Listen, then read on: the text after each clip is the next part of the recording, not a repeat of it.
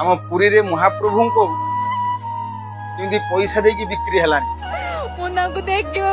आसली मु रिटर्न करी मु आसी पारिनी घर बहुत कष्ट करी कहीकि आसी मैडम बालेश्वर केते समय छिड़ा होते 12टा पाखर आसिक रही आम से कहते कि लाइन जीवे जीवे जीवे से वीआईपी रे कहते कि आमको पैसा दिंतु जातु आम कहलु कि आम पब्लिक हिसाब से जीवु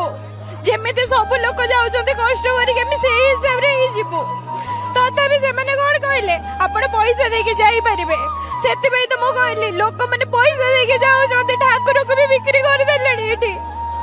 कि आम कौन नहीं पब्लिक जो मैंने ठिया होते कष्ट कर कालिया को देखा कालिया तो बिक्री है ना मैडम कष्ट होची आमे देखि पारलनी बोली हमको सेति भाई कष्ट होची हमको ठिया हबार कष्ट नहीं हमर कष्ट हैला ठाकुर को देखि न पारलु याथिर लुह सेति पे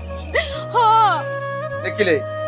ये भौणी जन को किमिति कांदी पकाउचंती काहेकि ना से कालियार दर्शन पई आइथिले किंतु से दर्शन करि पारलेनी एते गहली भितरे एते भिड़ भितरे तांकू पुलिस प्रशासन भी प्रोटेक्ट देला नाही एवं सेवायत माने तांकू पैसा मागिकी